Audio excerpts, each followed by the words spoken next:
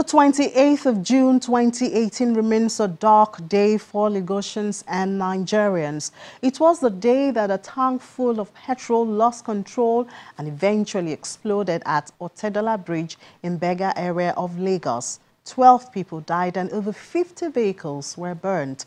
In discussing safety, experts share tips that could help in similar situations. You must be able to identify hazards before you start talking of how to eliminate the hazards. If you are not competent enough to identify hazards, you cannot have any measure or action that will be reasonable enough, acceptable, and maybe logical, that can be applied to get rid of the hazards.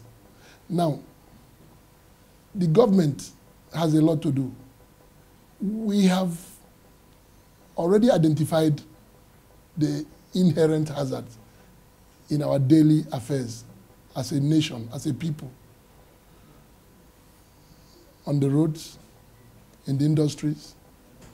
And then I just talked about the informal sector, because whenever we talk of industries, and when the Institute is talking about industries, and they focus on the multinationals and the blue chips, we tend to be elitist about safety. Safety is about the well-being of the people. It has to do with all the measures and actions we can put in place.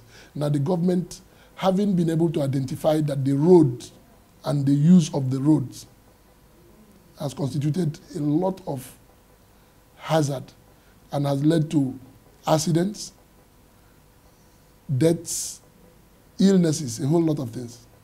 Now, the government is supposed to, because I'm going to look at the current issue that is even recurring. It is current and recurrent because it is what we have been handling for years and is growing in magnitude. One, the trucks. Like we have car parks for taxis. We have car parks for buses, bus terminals. Why can't we have trailer terminals? Why can't we consider also the total mileage these drivers and their vehicles have to go to deliver their services and goods? The effect on the human biological system, the effect on alertness, overall stress on the physical man, and what would be the effect of that on the accident profile on the roads. So I feel the government should also have terminals where buses, trailers, articulated vehicles generally will have to stop, where drivers are compulsorily meant to stop over and rest. It is the duty of government, as enshrined in the first schedule of the Constitution, to provide security and welfare. And the welfare comes by providing hospitals, roads, electricity, you know, all those type of things. Now, making sure that people's well-being is also guaranteed, their safety. Even if a man wants to commit suicide, the government will compel him to stay alive.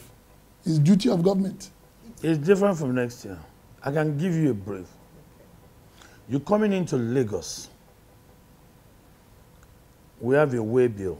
A weigh machine, a weight. 2, you must go through our motor vehicle inspection. You know, the way is just to know the weight of that vehicle itself.